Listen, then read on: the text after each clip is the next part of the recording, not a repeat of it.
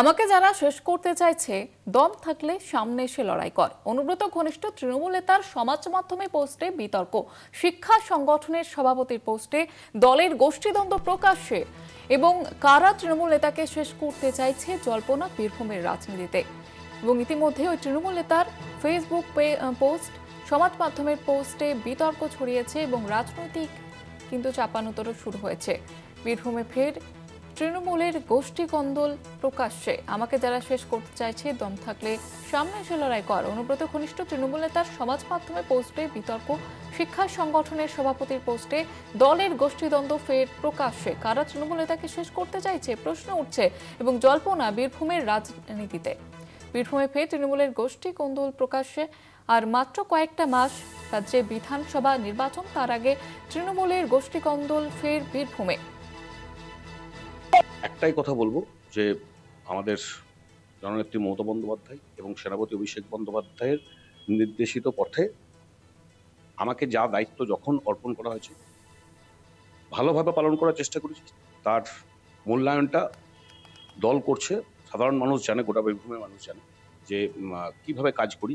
এবং একটাও অ্যালিগেশন যখন কোনো কিছুতে আমাকে পারছে না, বিরোধীরা বলুন বা কিছু জোন আর কি,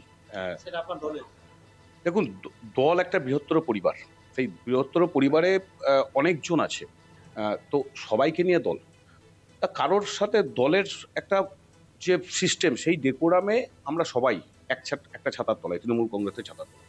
সেখানে আমাকে আপনার ভালো নাও লাগতে পারে, তার মানে আবার আমার কাউকে ভালো না লাগতে পারে, সেটা দলের মধ্যে আভ্যন্তরীণ বিষয়। সেই ব্যাপারটা নিয়ে দলের আলোচনা হবে। এইভাবে কি কাউকে দমানো যায়? আমাদের সঙ্গে টেলিফোন লাইনে রয়েছে প্রতিনিধি মনা বীরবংশী। মনা, এই তৃণমূল নেতার সমাজ মাধ্যমে যে পোস্ট করেছেন, কাকে ইঙ্গিত করে পোস্ট করেছেন এবং তৃণমূলের যে গোষ্ঠীদ্বন্দ্ব তাতে জেলা তৃণমূল নেতৃত্ব কি বলছে?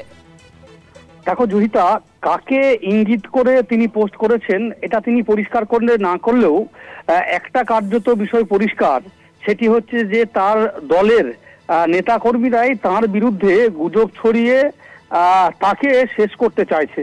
এবং এটাও তিনি লিখছেন ফেসবুক পোস্টে যে দম থাকলে সামনে সামনে এসে, অর্থাৎ মুখোমুখি এসে লড়াই কর। তৃণমূলের যে অন্তর্কলহ, অন্তর্দ্বন্দ্ব, সেটি কিন্তু বীরভূম জেলা তৃণমূল কংগ্রেসের কোর কমিটির কনভেনার অনুব্রত মণ্ডল ঘনিষ্ঠ তৃণমূল নেতা অধ্যাপক প্রলয় নায়ক এই পোস্ট করেছেন। তিনি গুরুত্বপূর্ণ পদে রয়েছেন বীরভূম জেলার, শিক্ষক সংগঠন রয়েছে জেলার, সেই জেলার সভাপতিও রয়েছেন তৃণমূল কংগ্রেসের। তিনি যে এই পোস্ট করছেন যে দম থাকলে সামনে এসে লড়াই কর, দলের মধ্যে থেকেই তার বিরুদ্ধে কুৎসা করে অপপ্রচার করে তাকে শেষ করতে চাইছে। দেখো, তুমি বুঝতে পারছো যে বছর ঘুরলে রাজ্যে বিধানসভা নির্বাচন, সেই নির্বাচনের আগে বিশেষ করে যখন সমস্ত রাজনৈতিক দল নিজেদের ঘর গোছাতে প্রস্তুত, তখন বীরভূম অত্যন্ত গুরুত্বপূর্ণ একটি জেলা।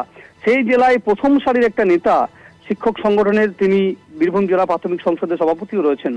তিনি তার যে এই ফেসবুক পোস্ট, ঘরোয়া দ্বন্দ্ব যা প্রকাশ্যে আসতে রীতিমতো কিন্তু বিতর্কে কিন্তু দানা বেঁধেছে। অবশ্যই আমরা এই সামগ্রিক বিষয় নিয়ে সেই প্রলয় নাগের সাথে কথা বললাম। তিনি বলছেন তিনি তো এটা নিশ্চিত করছেন যে তার দলের নেতারাই তার বিরুদ্ধে এরকম ধরনের কুৎসা করেছেন। এবং শুধু তাই নয়, সবচেয়ে বড় যেটা বিষয় সেটি হচ্ছে ব্যক্তিগত চরিত্র নিয়ে বিভিন্ন জায়গায় রটানো হচ্ছে, এটা কিন্তু প্রলয় নায়ক কিন্তু সরাসরি অভিযোগ করছেন।